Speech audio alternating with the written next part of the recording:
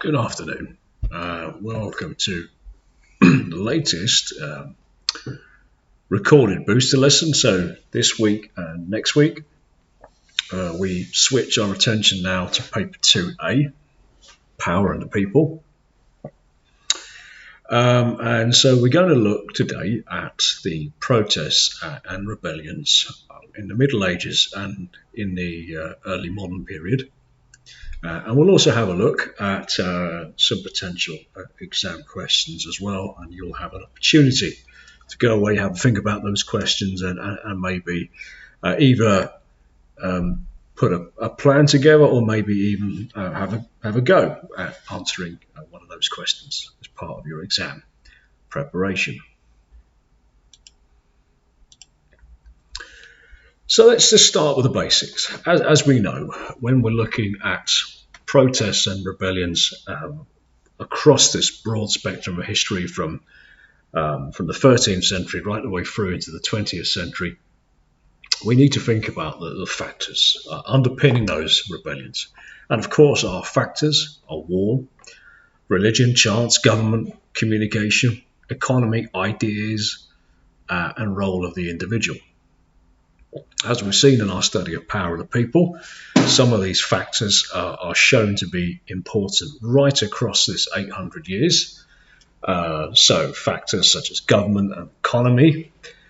Some factors such as war and religion tend to retreat in importance as we go into the 18th and 19th centuries, into the 20th century.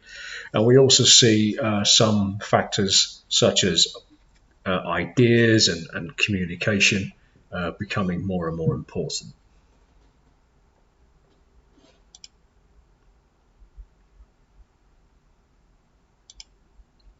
So let's start with our three medieval rebellions. Now, of course, we always start with the Barons' Rebellion against King John in 1216. So, why were the barons so unhappy with King John's rule? Well, there are a multitude of factors, but certainly religion was very, very important. We know that John was a pretty hands-on king. He didn't like the idea of the Pope and the Vatican making appointments to the English Church. He felt that this was something that should have been down to him. In particular, the position of Archbishop of Canterbury was very, very important. And so John fell out with the Pope over this issue, and he was excommunicated. He was expelled from the Catholic Church, which meant, of course, that many of the churches in England were shut down. No church services took place, so there would have been no burials, there would have been no marriages, and this lasted until well into the next decade of the 13th century. So eventually John backs down. So clearly we've got religious issues. John as well was particularly bad at fighting wars. Like many of these Plantagenet kings, he was primarily concerned with winning back those lands in Normandy and France that had been lost to the French king. He gained the reputation of being soft-sword because he wasn't very good at winning wars, and he lost land, and of course by proxy the barons lost their lands and estates in Normandy and France too. And that links into the economic factors, because in order to fight those wars, John had to keep raising taxes, and a particularly unpopular tax, of course, was scutage. This was the tax that the barons had to pay if they were unhappy about fighting wars on John's behalf. So John begins to, levy taxes left, right, and centre, very often without the consent of the barons, and this became probably one of the biggest sources of frustration with King John's government.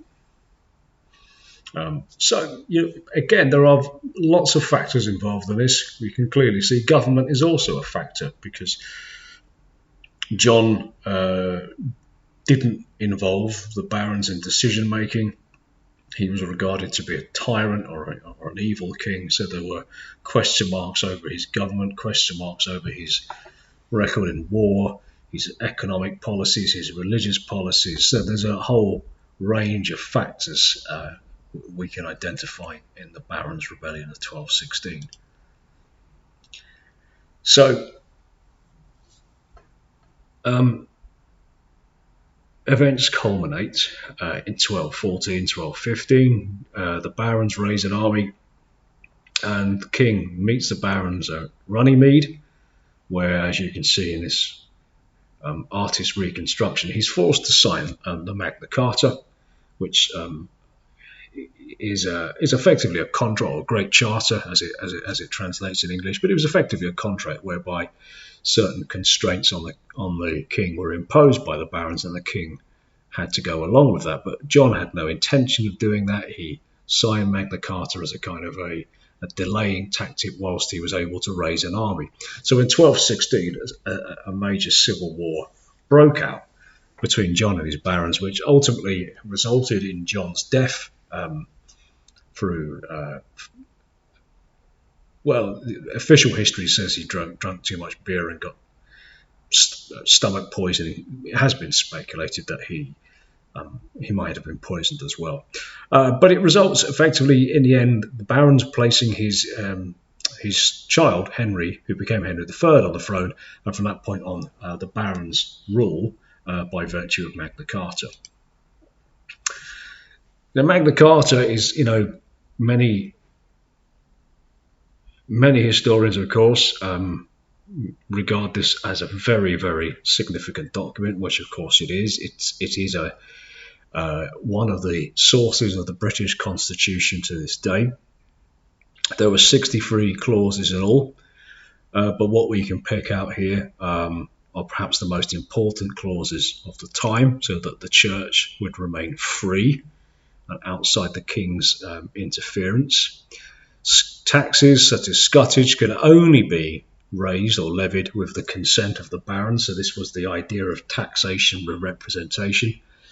It also laid the basis for our legal system and an important principle that underpins our constitution today, which is, of course, the rule of law, that no one is above justice, that justice cannot be denied to people, and that anyone accused of a crime should have their day in court in front of a jury of their peers.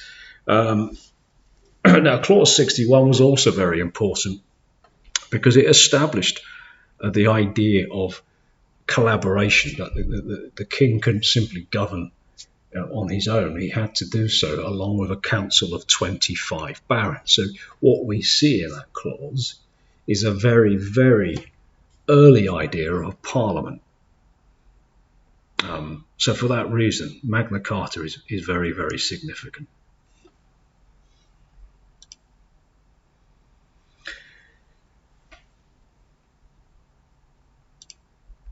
So this is a question, we certainly did this last year, but it's a good one to go back to and have a look at if you want to have a go at this question. So as we know, question 2 in paper 2A is the significance question. So this summer in the exam, they're going to ask you about the significance of a particular event or protest or rebellion. And so we've got to make sure that we approach that question in the correct way. So in order to gain access to the full, to access the higher levels of the mark scheme, you have to show how the significance of an event can change over time. So in this case, we need to think about why Magna Carta was important at the time, how it was important in the short term and medium term, so in other words, within 10 years, 50 years, 100 years. Then the long term impact of Magna Carta, how it was important in the subsequent centuries, and even why it is still important today. So with regards to why Magna Carta was important at the time, I think it's very important because it was the first time restraints had been placed on the king. It established this bold new idea of a council of 25 barons effectively supervising the king, making sure that Magna Carta was implemented. And as I said earlier, what we see perhaps is an early idea of Parliament, maybe what we would recognise as a House of Lords. Now, with regards to the short term and medium term, so Henry III was placed on the throne as a child, and the barons ruled on his behalf until he was an adult, and Magna Carta was reissued. It was reissued several times. It was reissued under Henry III. It was reissued under Henry's son, Edward I. And as we'll see, it even inspired a document called the Provisions of Oxford, which were rolled out by Simon de Montfort. Now, with regards to long term and how it still affects us today, well, clearly, one of the motifs of the American Revolution in 1776 was no taxation without representation. So we can see the influence of Magna Carta not only in the American Revolution, but in the drafting of the Declaration of Independence and in the American Constitution itself. Even into the 20th century, we can see the influence of Magna Carta in the UN Declaration of Human Rights. We see, and as I said at the beginning, the Magna Carta remains a fundamental source of the British Constitution. The whole idea of the rule of law, no one can be above justice, justice cannot be delayed. These are the underpinnings of a democratic society. And if you go to Runnymede, where Magna Carta was signed, it's owned by the National Trust, and Runnymede proclaims itself to be the birthplace of modern democracy, the first time a king had limits placed on his power. So there's lots to think about for that question, because Magna Carta remains significant today, and its significance has remained fairly consistent throughout history. And many people would say it is, the beginnings of democracy. So, plenty of food for thought, so that might be a good question to have a go at, or at least to plan.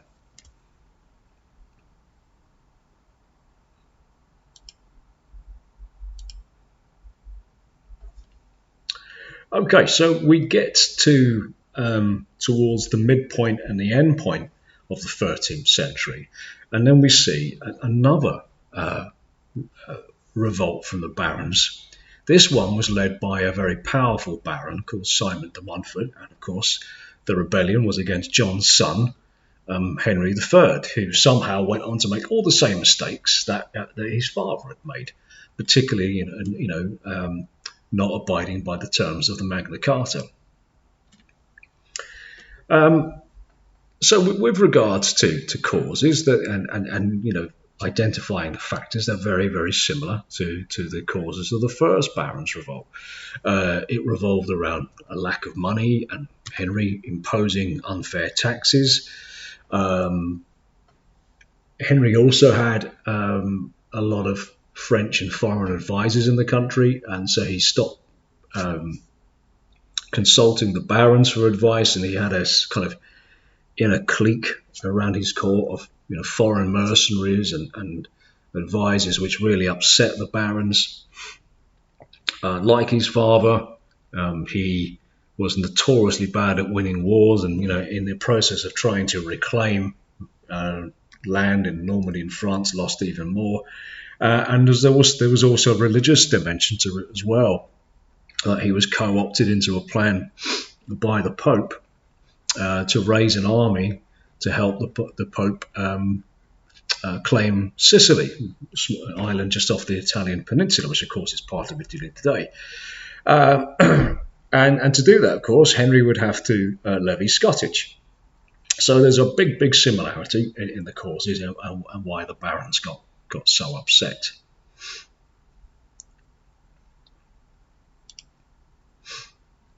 So matters came to a head in 1258. and especially by June. So in June of 1258, a parliament was called in Oxford. So in these times, of course, parliaments were not exclusively called in London. They were called in various different parts of the country. So a parliament was called in Oxford, in which Simon de Montfort and other notable barons drew up the provisions of Oxford. And this was another kind of power grab on the barons' behalf. And effectively, the provisions of Oxford created a new form of government. It established a Great Council, or a Privy Council, which would consist of 15 members, 9 of whom were barons, that could advise the king and oversee the king's administration and his government. Now, the Privy Council still exists today. King Charles has a Privy Council of advisors. The provisions of Oxford also stipulated that parliaments would have to be called at least 3 times a year. The Privy Council was also to be monitored by a body of 12 barons. So circles within circles. Not only were there 9 barons within the council, but there would be 12 barons supervising the activities of the council. So again, what we are seeing here is the growth of what we would recognise today as parliamentary government. All right, the king as a kind of a figurehead, but being advised by these barons and nobles, so that decision making and power is more equally distributed, and it's not just concentrated in the hands of the king. Now, this is something I think perhaps with in our revision we might need to go back and perhaps have a greater look at. And so certainly the tasks on this presentation, I would recommend as part of your revision, you have a think about those. So obviously you've got a revision sheet, a thematic revision sheet, which takes you through each of the major rebellions, looking at the causes and significance. But there's a lot going on with this one, and you might want to even do a separate timeline to catalogue the key events, because it does result in another civil war. It results in Simon de Montfort overthrowing Henry III and keeping him captive. And then, of course, Henry's son, Edward, escapes. Another war is fought, and this time Simon de Montfort is killed. So there is a lot going on. So you might want to have a go at some of these tasks in addition to the resources that I've already provided for you. And we also need to have a think about, does Simon de Montfort deserve to be remembered as the father of Parliament, 750 years on? Now, why is Simon de Montfort referred to as the father of Parliament? Well, of course, during the when Simon de Montfort had seized control, he had a lot of power concentrated in his hands, and of course that led to a lot of opposition amongst fellow barons who believed that he was becoming perhaps too powerful. And because Simon de Montfort didn't have the support of the nobles, he began to ask the commoners to come to Parliament and become part of the discussion and the debate and the agenda setting.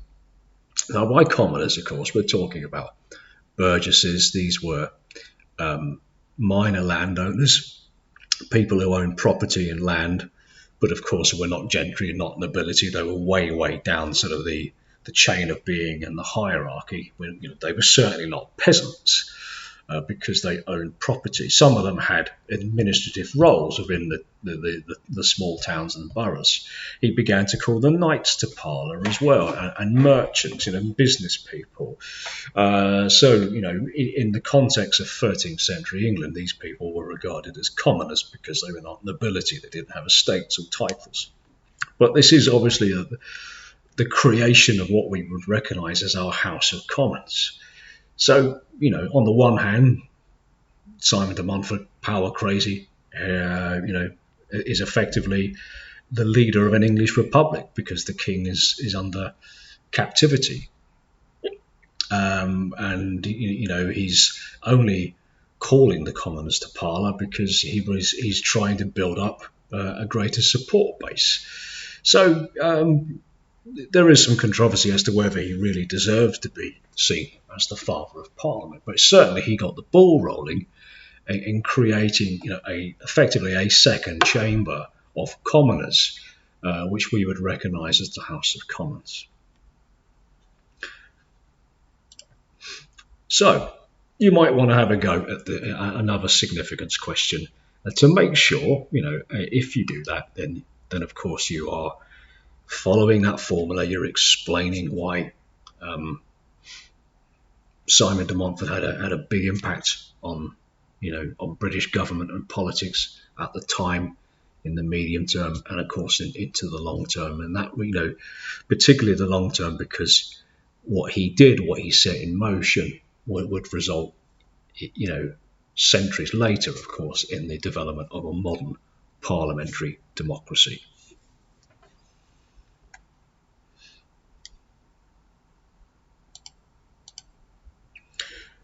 Okay, now we move to the Peasants' Revolt, 1381. So far we have looked at challenges to kingship from the barons, so these people, these nobles and rich landowners who had castles and estates and could command their own personal armies. So they were very, excuse me, they were very powerful people. Now the Peasants' Revolt is notable because this was the first revolt that involved the people, the ordinary peasants, who are at the very bottom of this chain of being, this hierarchy, this feudal system. So the Barons' Rebellions are rebellions waged by a very powerful noble class that were very, very high up in the hierarchy in this chain of being, whereas the Peasants' Revolt, this is people at the very bottom of the social pyramid trying to have their grievances heard and to try to win greater political and economic freedoms.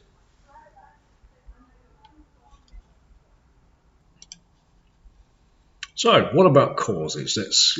What caused this revolt? Again, we need to think about our factors, and we need to think about long-term, medium-term, and short-term causes. Well, certainly, rats. How far was the Peasants' Revolt caused by rats and the Black Death? Well, we know that rats, of course, had spread the Black Death, and effectively what had happened is that the Black Death wiped out a significant proportion of the peasant population. So what that meant in the medium term was that there was now a much higher demand for the kind of services that the peasants could provide, such as working the land. And because there was a shortage of labour, it meant that the peasants who had survived the Black Death were in a better position to negotiate for better wages. So for a time, some of the peasants started to be paid better and were better off, and that led the government to pass a law called the Statute of Labourers in 1351, which effectively set wages at pre-Black Death levels. And anyone refusing to work for that wage or asking for a higher wage could be sent to prison. And then they went one better a decade later by passing the sumptuary laws. There was the idea that the peasants were getting ideas above their station. They were becoming too uppity. And so these laws effectively dictated what peasants could wear and what they could eat. And they shouldn't be wearing the same clothes as people higher up the hierarchy, and they shouldn't be eating the same foods. So it was just a way of trying to suppress social mobility. Now, in and around this time as well, you have preachers like John Ball, who, goes traveling around the country delivering sermons, translating the Bible into English and impressing with the peasants the radical ideas that, God's kingdom didn't envisage such strict hierarchies and abuses of power. And so he, was beginning to sow the seeds of these new ideas that the feudal system was corrupt, and it was certainly not the it was certainly something that was inconsistent with the teachings in the Christian Bible.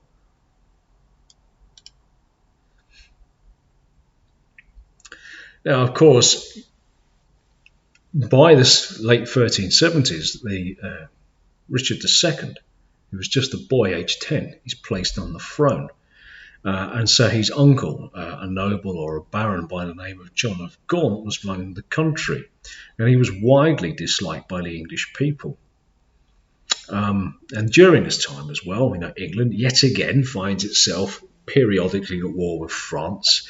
Taxes are raised, villages are raided by French pirates, and that was, causing a lot of anger. And to pay for these wars, and this was the trigger for the peasants' revolt, was the poll tax. And this was a tax that had to be paid by everyone over the age of 15, regardless of how much money they earned. So it affected the poor disproportionately than it affected the rich and powerful. And oftentimes the tax collectors were corrupt. They would come back to the village where they'd already collected the tax and demand the tax again. They got a bit hands-on trying to collect it from people, putting their hands up women's skirts or beating people up for not paying. So, of course, this was a pressure cooker about to blow. So, with the longer-term frustrations of not being able to demand more money, not being able to wear the same type of clothes as people higher up the social hierarchy, coupled with an expensive war and then an unpopular tax. And it was the attempted collection of the poll tax in 1381 at a village called Fobbing in Essex, which sparks off the peasants' revolt.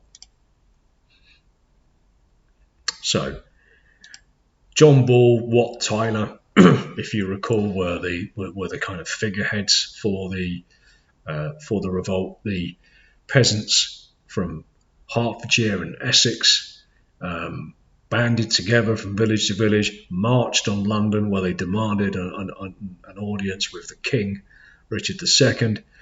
Wat Tyler was killed by the Lord Mayor of London for allegedly using foul language and threatening the child king.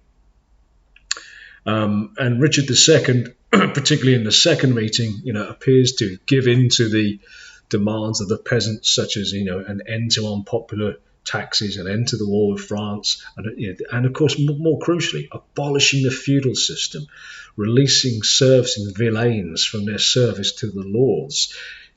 Some peasants, known as villeins, they had no freedoms at all. They were the property of the nobles and the lord of the manor. They couldn't leave the village without permission. They couldn't get married without permission. So, taxes were high up on their list of demands, but the abolition of the feudal system was probably the most important demand that the peasants made on the king.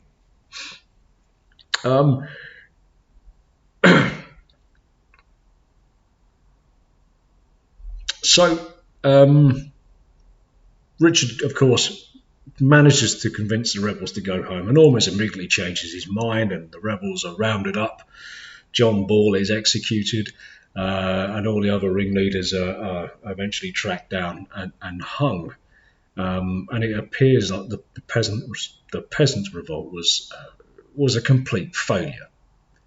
at least in the short term. And this is, again, when we're thinking about significance, this is why the Peasants' Revolt was very significant. So we accept that at the time that it failed, but nevertheless it was still significant. Around 100,000 peasants descended on London. They burnt down John of Gaunt's house. They executed the Archbishop of Canterbury. It was, they rode out to meet the king. So that in itself was a watershed moment, highly significant.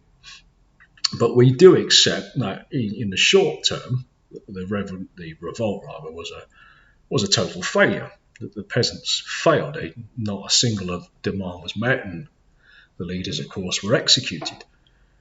But the significance of the events changes as we go further into time. It frightened the landowning class to such an extent that no poll tax was ever raised again. And in 1450, around 70 years later, the serfdom was finally abolished. The feudal system was abolished. Villeins and serfs were freed. So we've seen this before, particularly in the 19th century with Chartism. We saw that Chartism failed in the short term, but as time went on, more and more of the Chartist demands were fulfilled. And the Peasants' Revolt is very similar in that over time the revolt is seen to be successful. It inspired the protests against Margaret Thatcher's community charge in 1990, which many people dubbed the poll tax because it was so similar to the poll tax levied on the peasants in 1381. Many Whig historians in the 19th century saw the Peasants' Revolt as the beginning of the end of the feudal system, and historians writing from perhaps a socialist or a Marxist perspective see this revolution as predominantly an economic one, where ideas about social equality and equity were beginning to be discussed. So it is significant, and you might want to have a go at the question too, explaining why the Peasants' Revolt was significant in challenging the feudal system.